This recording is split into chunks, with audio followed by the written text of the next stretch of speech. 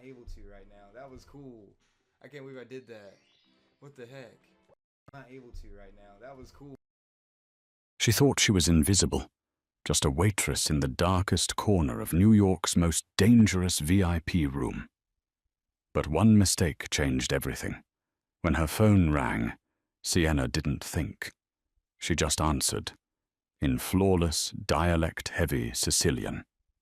She didn't know that the man sitting 3 feet away was Lorenzo Moretti, the capo who had been hunting for that specific voice for 10 years.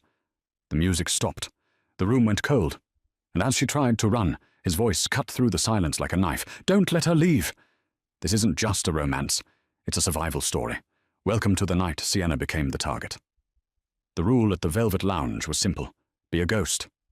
Sienna Brooks had perfected the art of disappearing. At 24, she was a ghost in her own life, working double shifts to pay off a debt that wasn't hers, living in a shoebox apartment in Queens, and hiding a heritage she barely understood. Tonight, the air in the lounge was heavier than usual. It smelled of expensive scotch, stale fear, and the metallic tang of polished steel hidden under suit jackets. Table 4, the alcove, her manager, Rick, hissed, shoving a tray of crystal tumblers into her hands. "And fix your hair. The Moretti brothers are here." Sienna felt her stomach drop. The Morettis weren't just customers. They were the royalty of New York's underground. They owned the police, the politicians, and, rumor had it, half the skyline. Serving them was like walking a tightrope over a pit of vipers. She smoothed the front of her black uniform, took a steadying breath, and walked towards the VIP alcove. The lighting was dim, casting long, sharp shadows across the velvet booths. 3 men sat there. 2 were arguing in hushed, aggressive tones. But the third man, the one in the center, was silent. Lorenzo Moretti. Even in the dark, he was terrifyingly striking. He wore a charcoal suit that cost more than Sienna's entire education. His dark hair was swept back, revealing a face made of sharp angles and cold indifference. He wasn't drinking. He was watching the door. Sienna approached the table, keeping her eyes lowered. "Good evening, gentlemen. The 1996 Barolo you requested." She began to pour, her hand steady, despite her racing heart. The 2 arguing brothers, Marco and Santino, barely acknowledged her. They were deep in a conversation about a shipment stuck in the Jersey docks. "It's a setup, Enzo," Marco spat, slamming his hand on the table. "The Russians are squeezing us." Lorenzo didn't look at his brother. He looked at the wine swirling in his glass. "Patience, Marco. Noise attracts attention. Silence brings results." His voice was a low baritone, smooth but vibrating with an underlying threat. Sienna finished pouring and took a step back, ready to fade into the shadows again. That was when it happened. The vibration against her hip was violent. Sienna froze. She had forgotten to silence her burner phone, the one she kept strictly for the hospital. Her grandmother, Nonna Rosa, was in the ICU, fading fast from pneumonia. If that phone rang, it meant one thing. A loud, piercing ringtone cut through the tense atmosphere of the VIP booth. Brr-ring, brr-ring. The conversation at the table died instantly. Marco reached for his jacket pocket, his eyes darting to Sienna. Santino glared.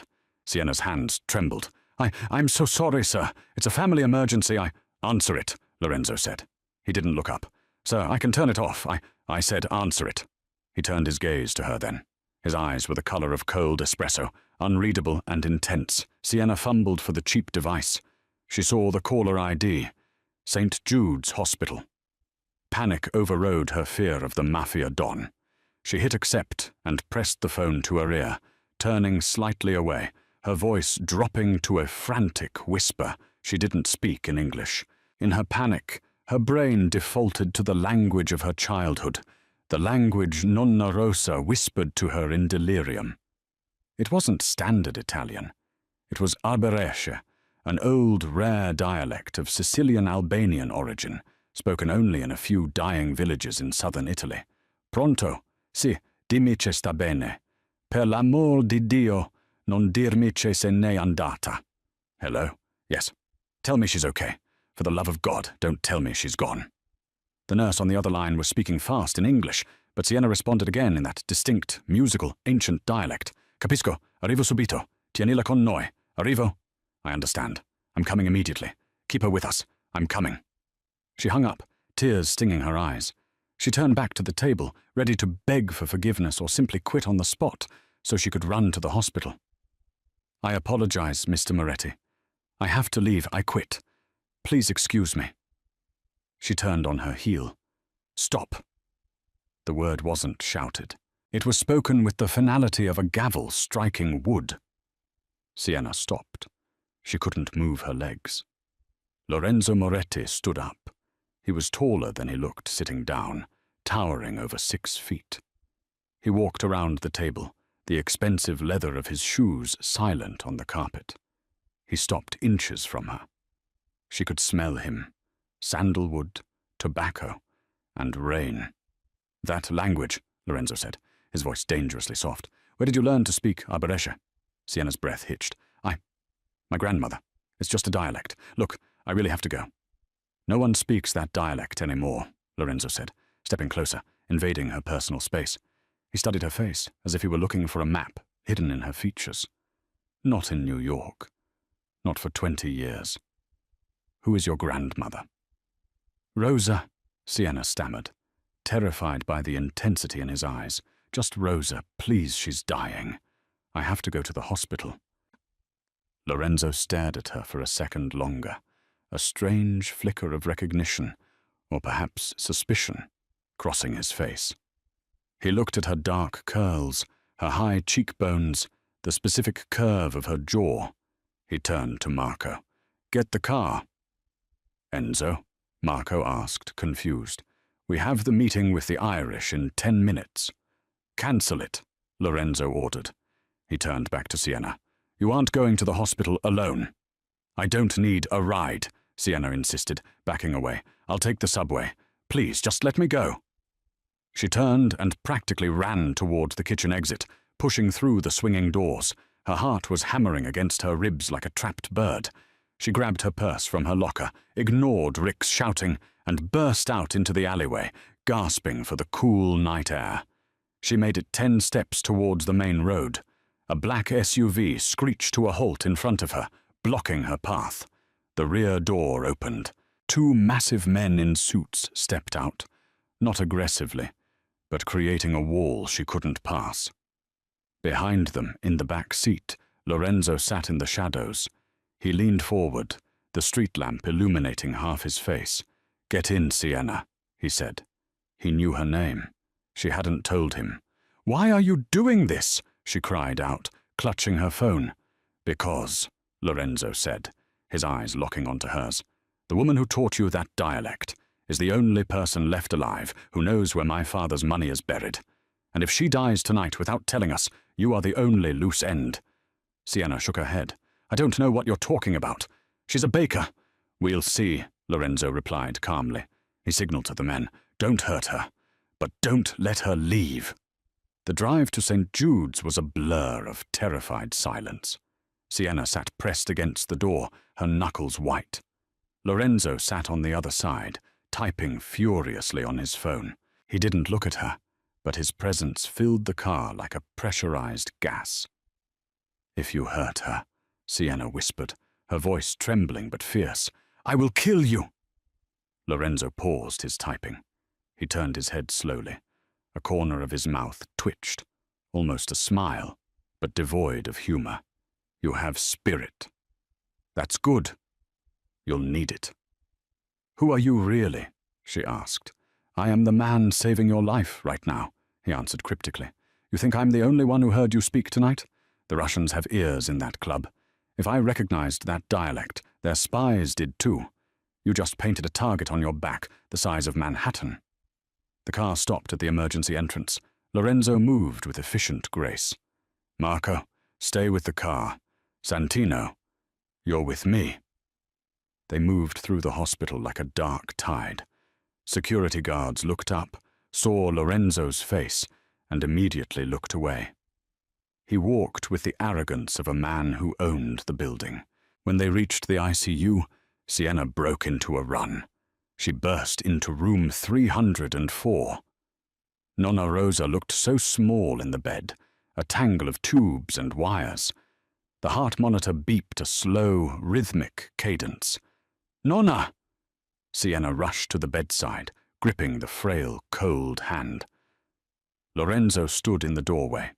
He didn't enter. He watched. He watched how Sienna stroked the old woman's hair, how she whispered in that secret, ancient language. "Nonna sono qui. Sono Sienna." The old woman's eyes fluttered open. They were milky with cataracts, glazed with medication.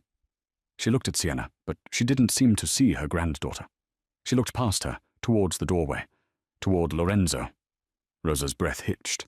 She raised a shaking finger, pointing at the dark figure in the suit. "Il diavolo." "The devil," she rasped.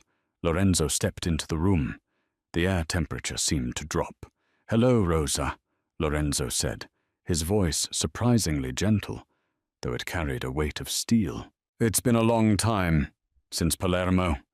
1998. Sienna stood up, placing herself between the bed and the mob boss. "You know her?" "She was my mother's nanny," Lorenzo said, his eyes never leaving the old woman.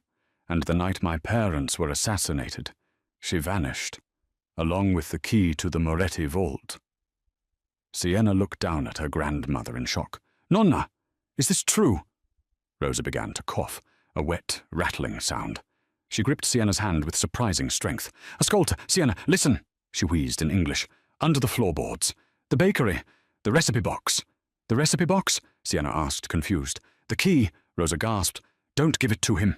Give it solely to—" Her eyes rolled back. The monitor flatlined. A long, high-pitched tone filled the room. "No, Nonna!" Sienna screamed. Medical staff rushed in. "Code blue, everyone out!" Lorenzo grabbed Sienna's arm. "We have to go." "No, I'm not leaving her!" Sienna fought him, thrashing. "Oh, she's gone, Sienna!" Lorenzo's voice cracked like a whip, cutting through her hysteria. He pulled her close, his hands firm on her shoulders. "And you just heard what she said. Under the floorboards.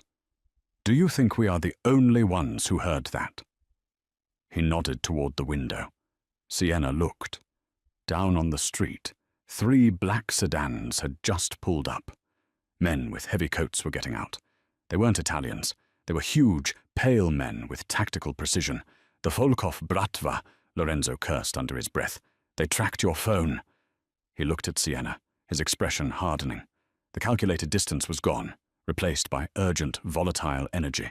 "Listen to me very carefully," Lorenzo said, bringing his face inches from hers. "Your life as a waitress is over. Your grandmother is dead. The Russians are in the elevator. You have 2 choices. You stay here and die with her corpse, or you come with me, give me the key, and I keep you alive." Sienna looked at the flat line on the monitor, then at the window, then at the man who terrified her. "Why should I trust you?" she wept.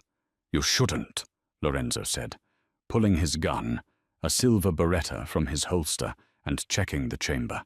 "But I'm the only one not trying to shoot you yet." The elevator dinged down the hall.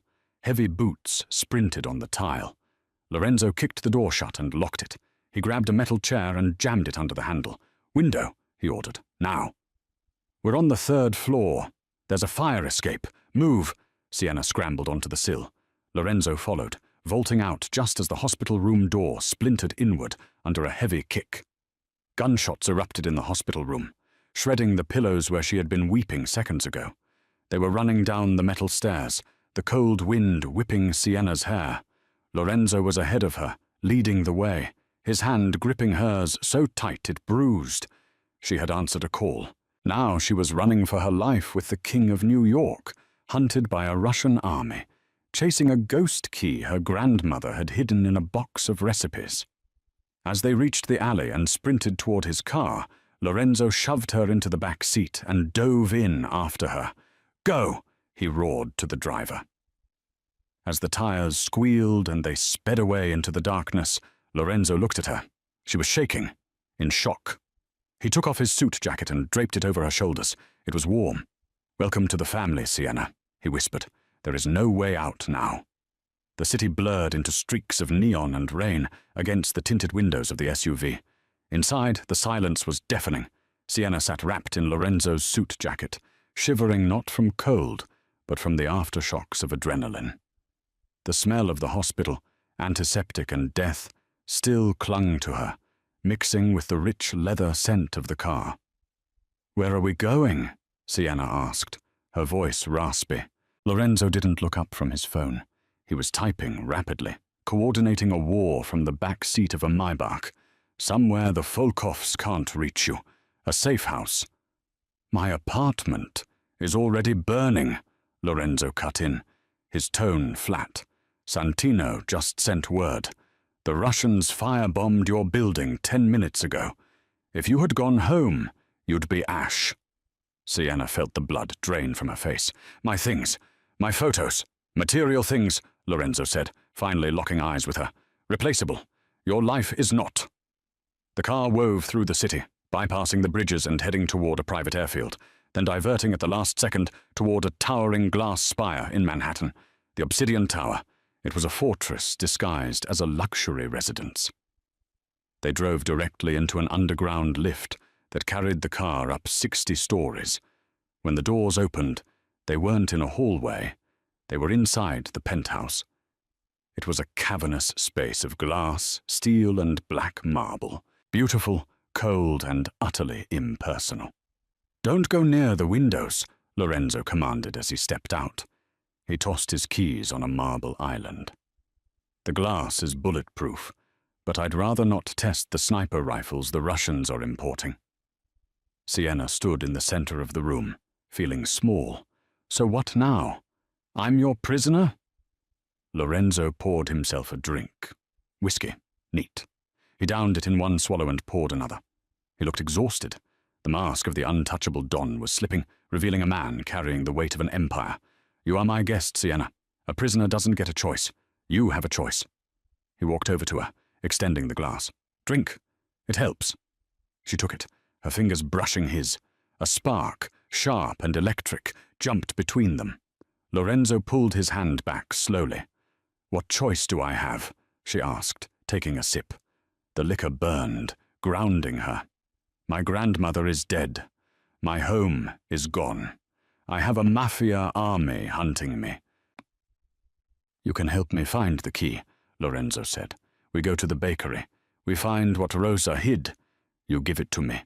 And in exchange, I give you a new identity, a passport, and enough money to disappear to anywhere in the world. Paris, Tokyo, you choose." "And if I don't help you?"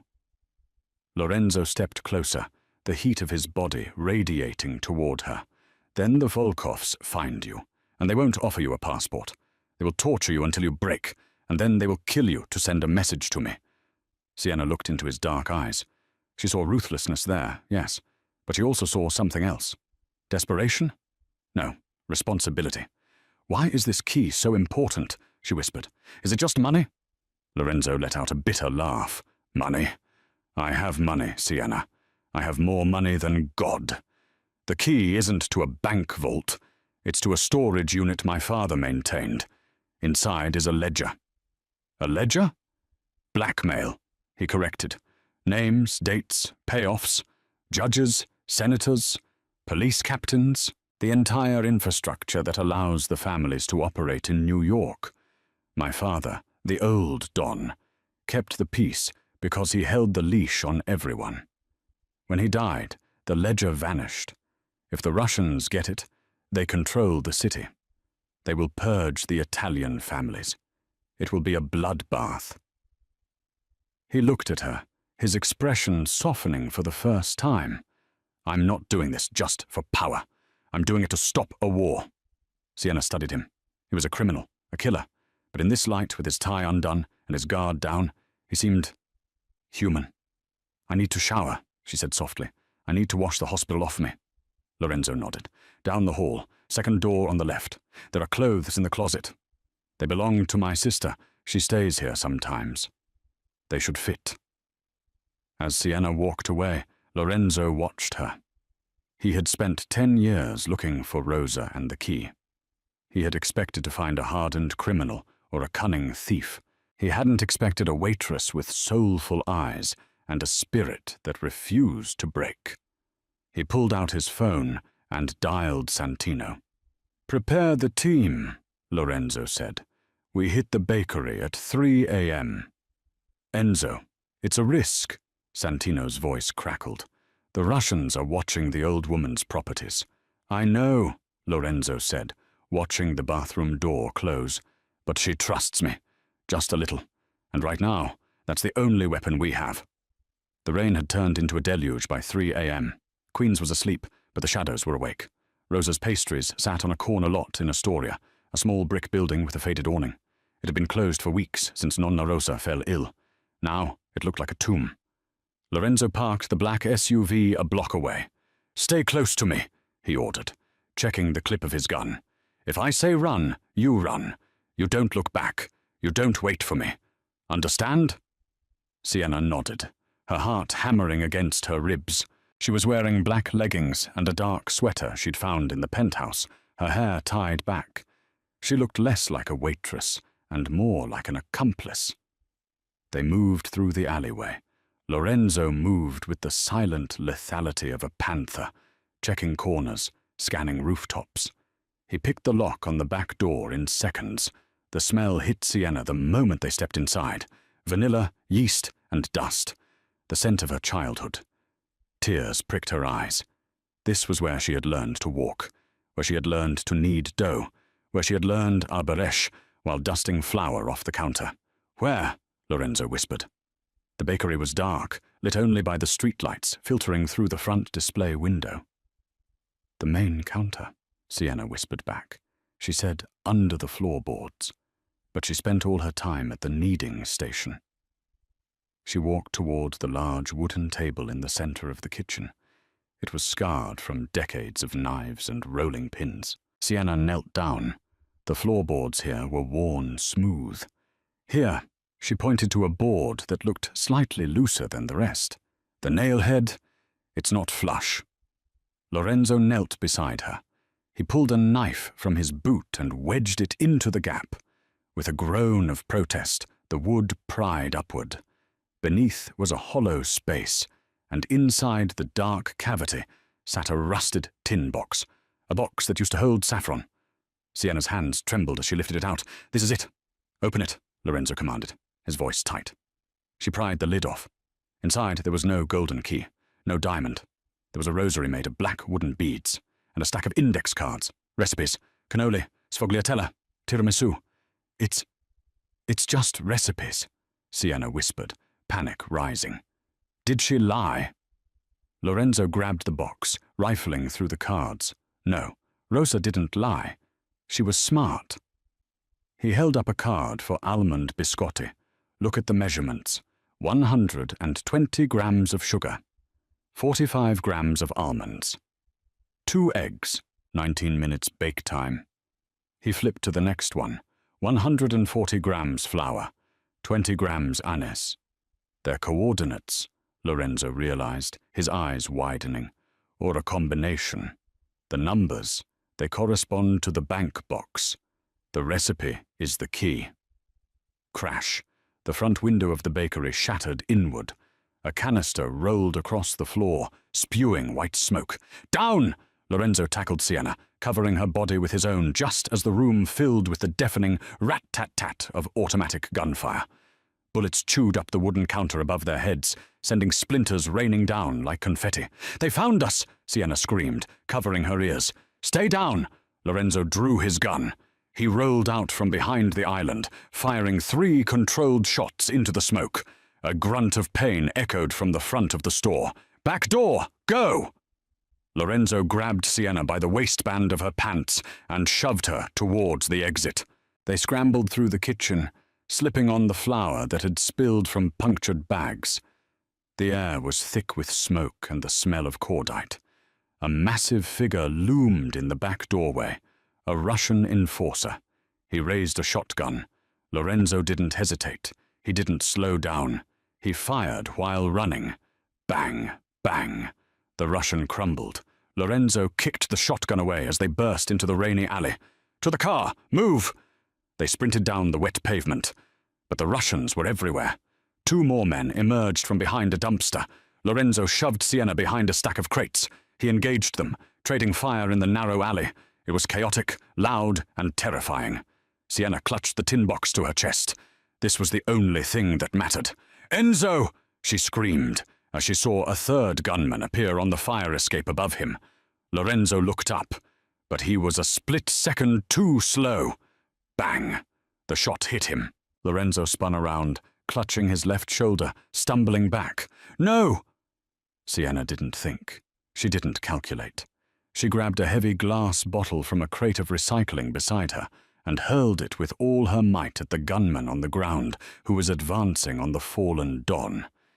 It didn't knock him out, but it distracted him. He flinched. That second was all Lorenzo needed. Even wounded, he was deadly. He raised his gun and fired a single shot. The man dropped. Lorenzo groaned, his face pale. Blood was already soaking through his white shirt. He looked at Sienna, his eyes hazy with pain, but burning with intensity. You threw a bottle," he wheezed, a ghost of a grin appearing. "Get up!" Sienna ran to him, grabbing his good arm. "We have to go!" She hauled him up. He was heavy, dead weight, but adrenaline gave her strength she didn't know she had. They stumbled towards the car. Lorenzo fumbled for the keys, dropping them. Sienna snatched them from the puddle. "I'm driving!" she yelled. "You don't know how to drive a Maybach," he gritted out, clutching his bleeding shoulder. "It has a steering wheel and a pedal, doesn't it? Get in!" She shoved the most feared Mafia boss in New York into the passenger seat, jumped behind the wheel, and slammed the car into gear. Tires screeched. The engine roared. Sienna floored it, clipping the side of a dumpster as she tore out of the alley, leaving the chaos of the bakery behind them. As they sped onto the highway, putting distance between them and the death squad, Sienna glanced over. Lorenzo was slumped against the window, his breathing shallow. The blood was spreading fast. "Stay with me, Lorenzo," she cried, tears streaming down her face. "Don't you dare die on me. You promised me a passport, remember? You can't die until I get my passport." Lorenzo turned his head weakly. He looked at the woman driving his car like a getaway driver, her hair wild, her face smudged with flour and gunpowder. "Sienna," he whispered. "What? What is it?" "The recipe," he murmured, his eyes fluttering shut. "Don't lose the recipe." "I have it," she sobbed. "I have the box. Just stay awake." But Lorenzo Moretti, the king of the city, didn't answer.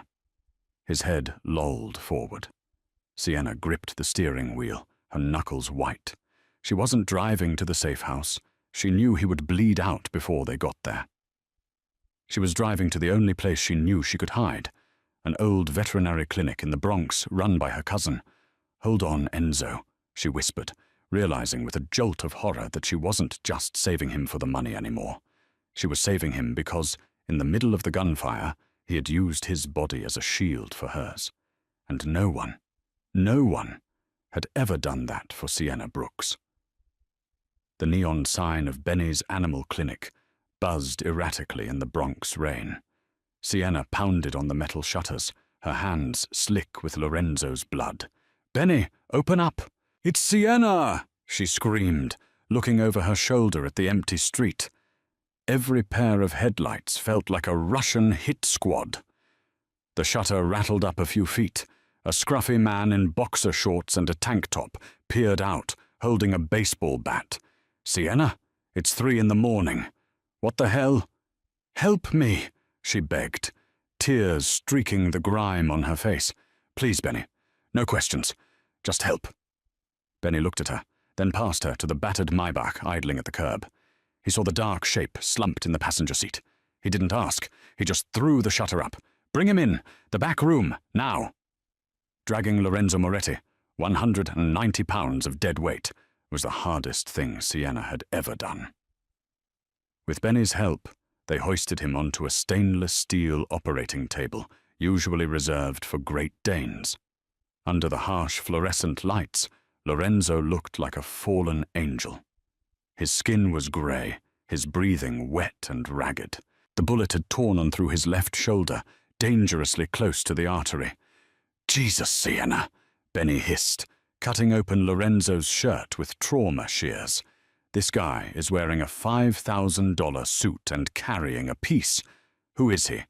No, don't tell me. I don't want to know." "Just save him," Sienna pleaded, gripping Lorenzo's cold hand. "I'm a vet, Si. I fix cats. Humans are different." "A bullet is a bullet, Benny. Get it out," Benny cursed, grabbing a bottle of rubbing alcohol and a scalpel. "Hold him down. If he wakes up, he's going to thrash." Sienna leaned over Lorenzo, brushing the damp hair from his forehead. "Enzo," she whispered, her voice trembling. "Enzo, you have to stay still. We're going to fix you." Benny poured the alcohol directly into the wound. Lorenzo's eyes flew open. He didn't scream. He let out a guttural roar, his back arching off the table.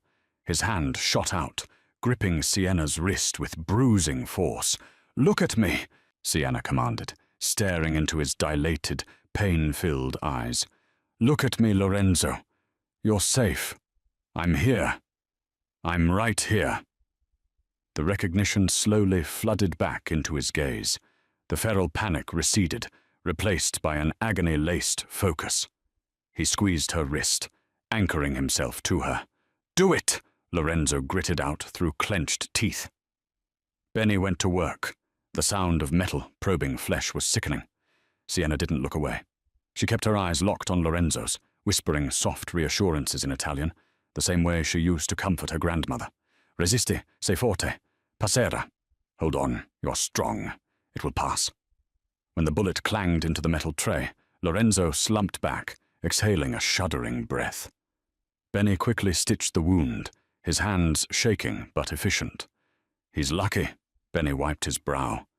"It missed the subclavian artery by an inch. He's lost a lot of blood, but he'll live." Benny bandaged the shoulder and stepped back. "I'm going to clean up out front. Lock the door. If anyone comes..." "We were never here." The room fell silent, save for the hum of the refrigerator. Sienna grabbed a wet cloth and began to gently wipe the blood and sweat from Lorenzo's face. He watched her, his eyes half-lidded, but lucid. "You didn't run," he murmured, his voice rough like gravel. "I was driving," she said, wringing out the cloth. "Kinda hard to run while driving." "You know what I mean," Lorenzo said. He tried to sit up, wincing. Sienna put a hand on his chest to stop him. "Stay down. You almost died." "Why, Sienna?" He captured her hand, pressing it against his chest, right over his beating heart. "You could have left me in that alley. You could have taken the car and the money and disappeared. Why bring me here?" Sienna looked at their joined hands. The contrast, her waitress hand, rough from work, against his manicured, powerful hand, was stark. "Because you didn't leave me," she said softly. "At the hospital, in the bakery, you shielded me. No one has ever done that for me." Lorenzo looked at her with a raw intensity that made her knees weak. The walls he built around himself, the cold Mafia Don persona, had crumbled in this sterile, animal-smelling room. "I promised I wouldn't let you leave," he whispered. "I intend to keep that promise." He pulled her down. It wasn't forceful. It was a request. Sienna hesitated for a heartbeat, then leaned in. Her lips brushed his. It tasted of whiskey, blood, and desperation. He kissed her back with a hunger that had nothing to do with pain and everything to do with survival. It was a seal, a pact forged in the fire of the night. When she pulled away, breathless, Lorenzo's eyes were dark. "The box," he said. "Show me the recipes." Dawn was breaking over the Bronx, painting the sky in bruised purples and greys. Lorenzo was sitting up on the edge of the cot in the back room, his arm in a sling made from a bandage. Despite the blood loss, his mind was sharp again. The predator was back, On the small metal desk, the index cards were spread out. Cannoli, tiramisu, biscotti, marinara sauce. It's a substitution cipher, Lorenzo muttered, moving the cards around with his good hand. Rosa was old school. She wouldn't use digital encryption. She used memory. Sienna stood beside him, sipping a mug of terrible instant coffee Benny had made. You said the ingredients were numbers? Yes, look. Lorenzo pointed to the marinara card.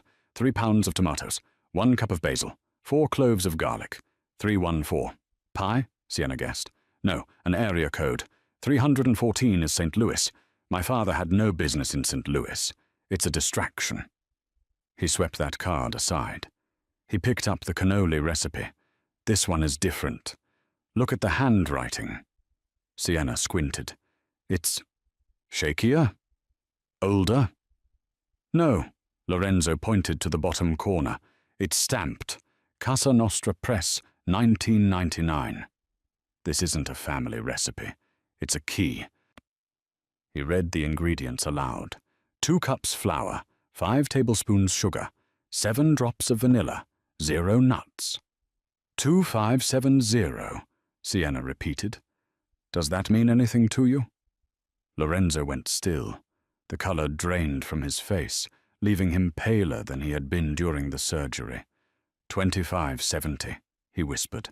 That's not a bank account. That's a date. July 25th? 2000? Sienna asked.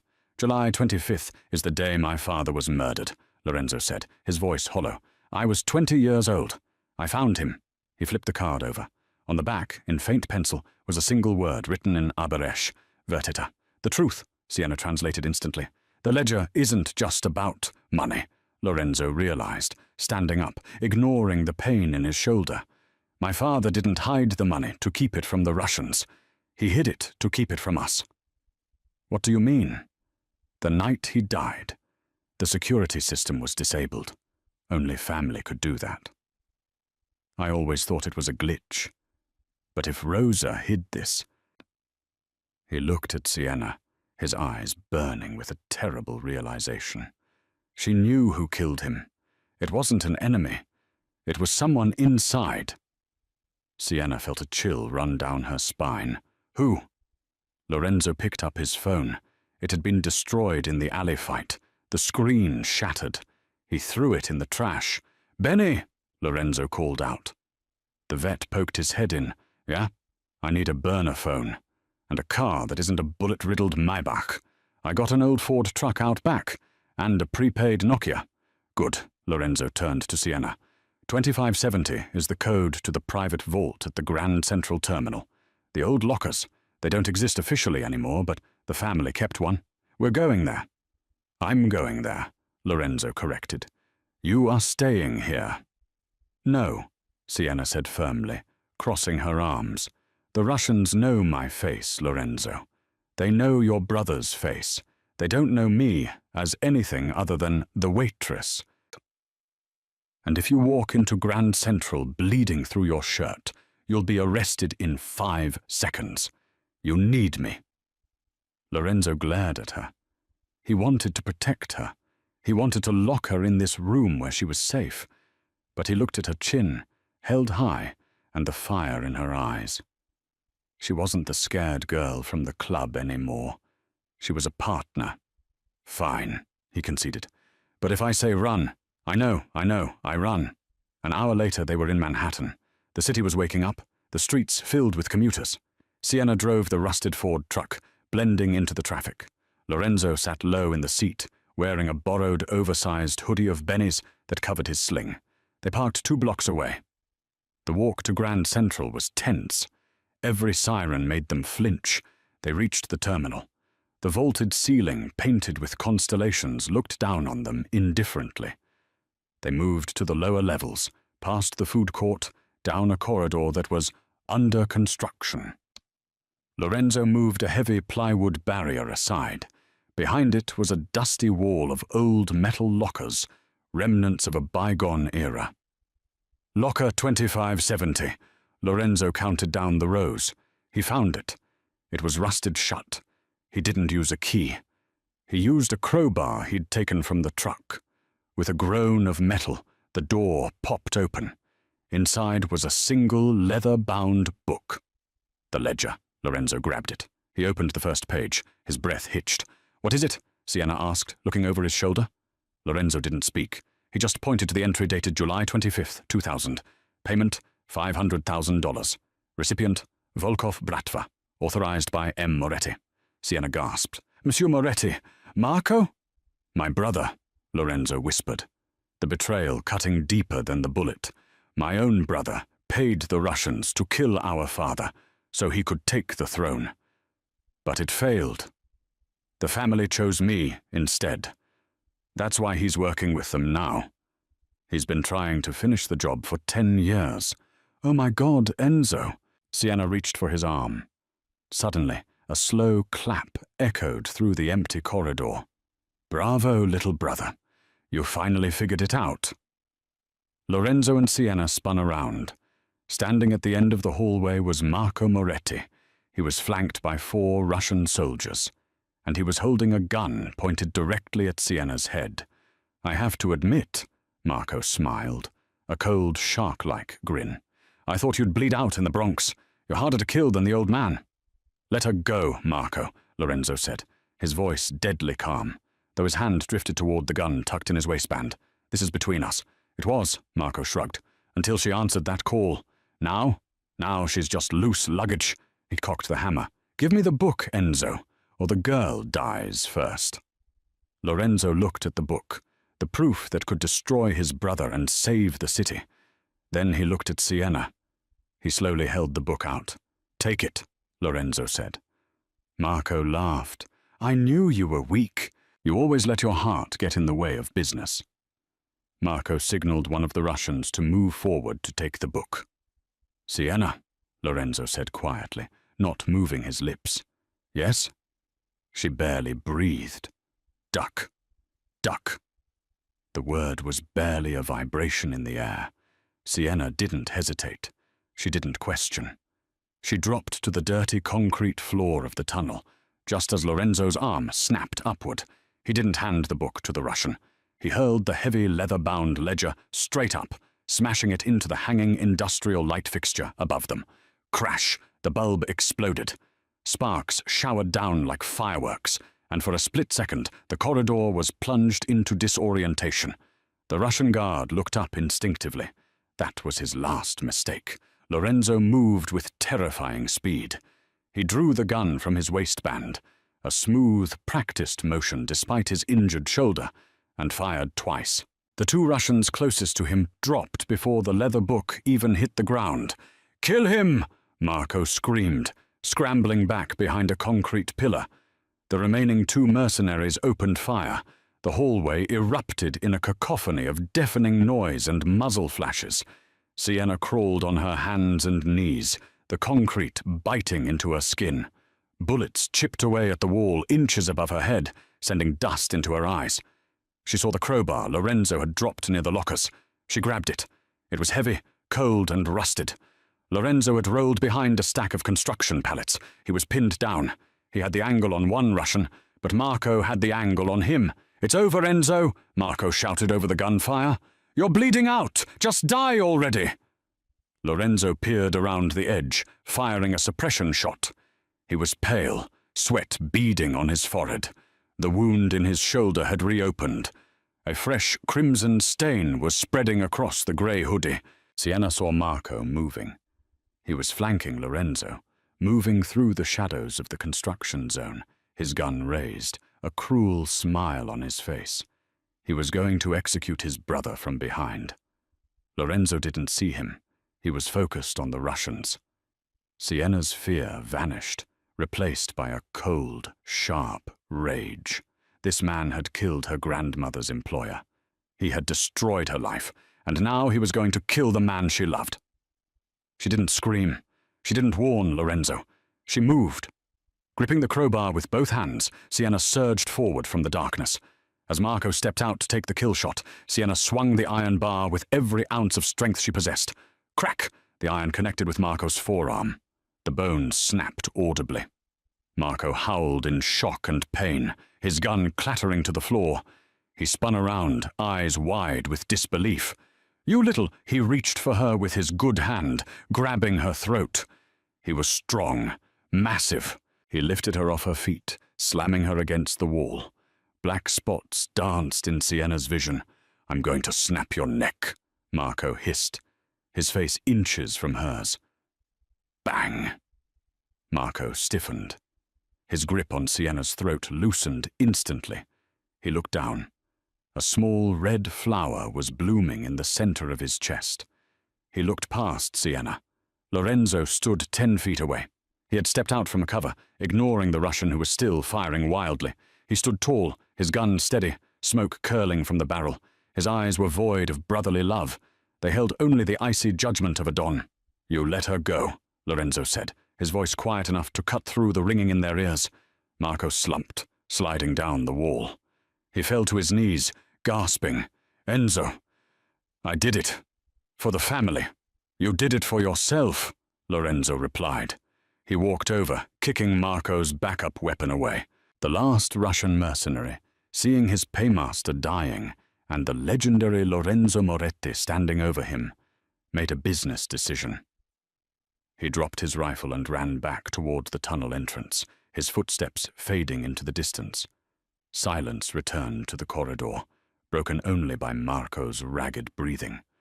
Lorenzo looked down at his brother. There was no triumph in his face, only a deep, weary sadness. "The ledger," Marco wheezed, blood bubbling on his lips. "The Russians will burn the city, if they don't get it." Lorenzo reached down and picked up the book from the floor. He dusted off the cover. "The Russians aren't getting anything, and neither are you." Marco's eyes glazed over. "Don't let her leave," he muttered, repeating the phrase that had started it all, though his meaning was lost to death. Marco Moretti slumped forward. Gone. Lorenzo stood there for a long moment. Then his legs gave out. "Enzo!" Sienna rushed to him, catching him before he hit the ground. She lowered him gently, pressing her hands against his shoulder. "Enzo, stay with me. It's over. We won." Lorenzo looked up at her. His vision was blurring, the adrenaline crash hitting him like a freight train. He reached up, his bloody hand cupping her cheek. "You," he whispered, a weak smile forming. "You hit a capo with a crowbar." Sienna laughed through her tears, a choked, sobbing sound. "I told you, I'm not just a waitress." Sirens began to wail in the distance. The gunfight had been heard. The NYPD was coming. "We have to go," Sienna said, trying to pull him up. "Leave me," Lorenzo said, pushing her gently. "Take the book. Go to the FBI. I'll take the blame for Marco. I'll buy you time." Sienna stared at him. "You really think I'm going to leave you now? After all this?" She kissed him hard, tasting the metallic tang of blood and the salt of tears. "If we go to prison, we go together. If we run together. But I am never leaving." Lorenzo looked at her, and for the first time in his life, he didn't see a liability. He saw his equal. He nodded. "Then we run." With Sienna supporting his weight, they limped towards the service exit, disappearing into the shadows of the underground, just as the tactical lights of the SWAT team swept across the body of the traitor. 6 months later. The sun over the Amalfi Coast was different than the sun in New York. It was warmer, heavier, smelling of lemons and sea salt. Sienna wiped her hands on her apron and placed the tray of fresh sfogliatella in the display window. The sign above the door read, "La Dolce Vita, the Sweet Life." It was a small bakery in a quiet village perched on the cliffs. It was perfect. The bell above the door chimed. Sienna turned, a smile already forming on her lips. "We're closed for siesta, signore." "For everyone?" a deep, familiar voice asked. "Or just for the tourists?" Lorenzo stepped inside. He looked different. The dark circles under his eyes were gone. The bullet wound in his shoulder had healed into a jagged scar, but his movement was fluid again. He wore a simple linen shirt and trousers, no suit, no tie, but he still commanded the room. He walked behind the counter, wrapping his arms around her waist, pulling her back against his chest. He kissed the sensitive spot behind her ear. "How is business?" he asked. Quiet, Sienna said, leaning into him. Just how we like it. Good. Lorenzo reached into his pocket and pulled out a letter. He placed it on the counter next to the flower. News from New York. Sienna looked at it. It was a newspaper clipping. Mass arrests in corruption scandal. Anonymous tip leads to cleanup of city officials. You sent the ledger, she said. We sent the ledger, Lorenzo corrected. It was the right thing to do. The Volkovs are in retreat. The families are scrambling. The city is healing. And us? Sienna turned in his arms, looking up at him. Are we healing? Lorenzo looked at her. He thought about the night in the club, the fear in her eyes when she answered that phone. He thought about the hospital, the bakery, the tunnel. He thought about how close he had come to losing everything. He took her hand, the hand that had kneaded dough, thrown bottles, and wielded a crowbar, and kissed her palm. I spent my whole life thinking power was silence, Lorenzo said softly, thinking that if I controlled everything, I was safe. But I was just lonely. He brushed a stray curl from her forehead. You saved me, Sienna. Not just from the bullet. You saved me from the silence. Sienna smiled, her eyes shining. Well, Nonna always said, the secret ingredient is love. Or maybe it was gunpowder. I can't remember. Lorenzo laughed, a rich, genuine sound that filled the small bakery. I have a question, he said, his expression turning serious again. Yes? That night in the club, Lorenzo whispered, leaning close, his lips brushing hers. When I said, don't let her leave. Did you hate me? Sienna thought about it. I was terrified of you. And now? Sienna grabbed him by the shirt collar and pulled him down for a kiss that tasted of sugar and promise. Now, she whispered against his lips, now you couldn't make me leave if you tried. Lorenzo smiled, closing his eyes as he held her tight. Good, the former Don whispered, because I'm never letting you go. Wow. From a waitress terrified to speak, to the woman who took down a Mafia empire with a crowbar, Sienna and Lorenzo's story proves that sometimes the wrong number is actually the right call. I want to know what you guys think. Was Lorenzo right to give up the ledger and his power for a quiet life in Italy? Or should he have stayed and ruled New York? And be honest, would you have forgiven Marco, or did he get exactly what he deserved? Let me know your thoughts in the comments down below. If you enjoyed this story, please hit that like button. It really helps the channel. And if you want more Mafia romances, twists and dramatic stories, make sure to subscribe and ring the bell so you never miss a video. Thanks for listening, and I'll see you in the next story.